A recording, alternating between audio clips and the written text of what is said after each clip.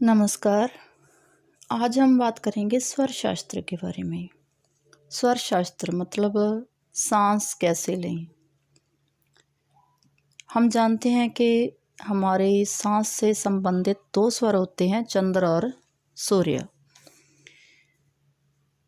और कब हमारा कौन सा स्वर चलता है, किस स्वर में हमें क्या करना चाहिए और सांस को हम कब किस तरह लें, कहाँ तक लें, ये इस वीडियो में हम बात करेंगे।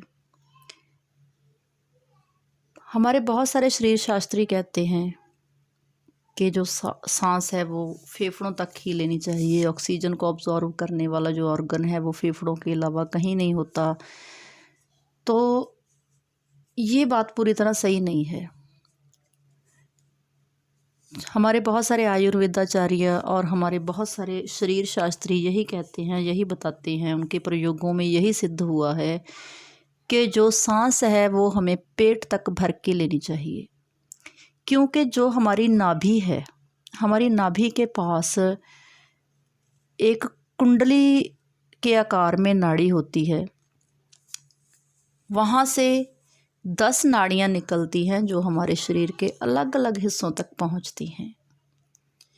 ये नाड़ियाँ वहाँ से हमारे शरीर के अलग अलग हिस्सों तक ऑक्सीजन लेके जाती हैं। तो जब हम सांस लेंगे तो अगर ऑक्सीजन वहाँ तक पहुँचेगी ही नहीं तो हमारे शरीर के अलग अलग हिस्सों तक पहुँचेगी कैसे। तो ये नाड़ियाँ जो हैं, इन नाड़ियों का जो नाम है वो ईड़ा, पिंगला, सुषुम्ना, गंधारी, हस्तिजिह्वा, पूषा, यशस्विनी, अलंबुसा, कुहू तथा शंखिनी है। तो इन 10 नाड़ियों में से जो पहली 2 ईड़ा और पिंगला है ये हमारे नाक तक आती हैं। जो ईड़ा है वो चंद्र की नाड़ी है, वो हमारे नाक के बाईं ओर आती है। जो पिंगला है वो सूर्य की नाड़ी है, वो नाक के दाहिनी ओर आती है। हम जानते हैं कि चंद्र ठंडा और सूर्य गर्म। तो जैसे हम प्राणायाम करते हैं ना, अनुलोम विलोम, तो हम बाईं ओर से ही शुरू करते हैं और बाईं ओर हिलाकर उसे बंद करते हैं ताकि वो हमारे शरीर को शीतलता प्रदान करे।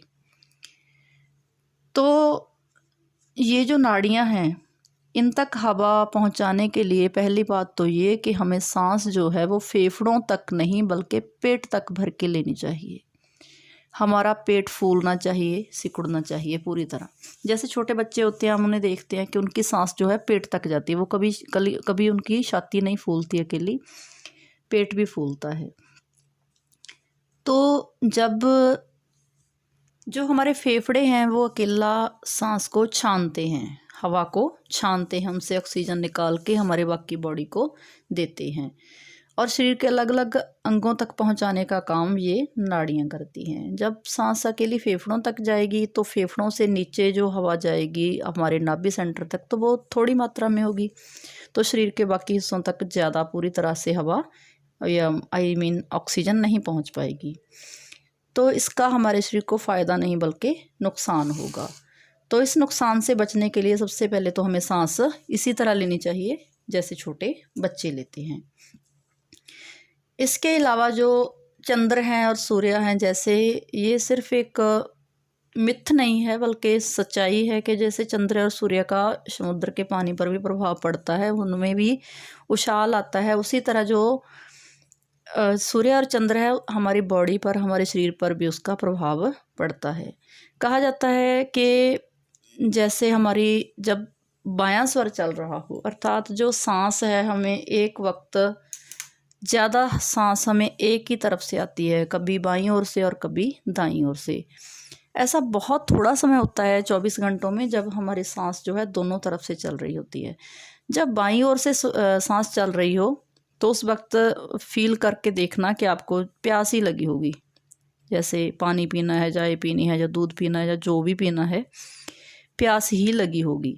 अगर आपको कुछ पीना है और आप देखो कि आपका जो स्वर है कौन सा चल रहा है, वो बायां नहीं चल रहा, तो आपको उसे चलाने की कोशिश करनी है। वैसे तो चल ही रहा होगा, लेकिन यदि आपको कुछ पीना है तो आपको बायां स्वर चलाने की कोशिश करनी चाहिए। जैसे दाईं ओर लेट जाइए तो बायां चलने लगेगा, तो उस वक्त आप कुछ पीते हैं तो वो आपके शरीर को फ़ायदा करेगा, बहुत मतलब आम से ज़्यादा फ़ायदा करेगा।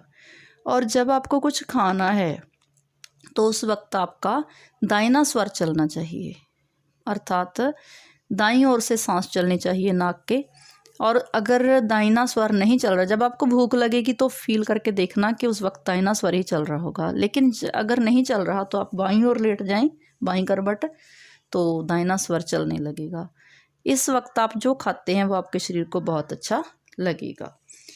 इसके अलावा कुछ समय ऐसा होता है हमारे सांस लेने में, जब स्वर दोनों तरफ से चलता है, मतलब बाईं ओर और दाईं ओर सेम, मतलब जो बाकी समय था चलती तो सांस लेते तो हम दोनों तरफ से ही हैं, लेकिन एक स्वर ज़्यादा चलेगा और ये कम।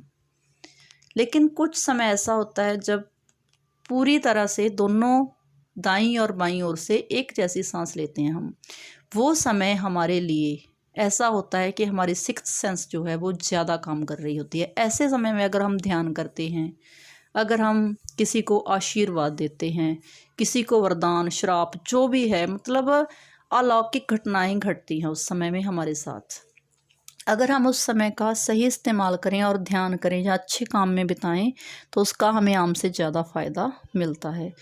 इसी मुद्रा में इसी तरह जैसे दोनों स्वर चल रहे हों तो किसी को आशीर्वाद दें तो वो ज़रूर फलित होता है। इस तरह जो स्वर विज्ञान है वो कहता है कि ये दोनों, गर्मी और ठंडक, हमारे लिए बहुत ज़रूरी हैं।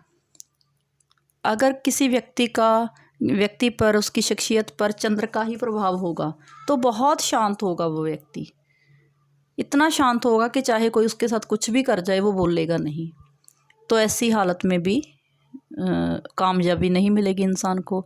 और अगर किसी का सूर्य स्वर ही उस पर हावी होगा तो वो बहुत ज़्यादा गुस्से वाला होगा, हर बात में क्रोधित होना या ज़्यादा ही उत्तेजना होगी उसमें, तो ये भी ठीक नहीं।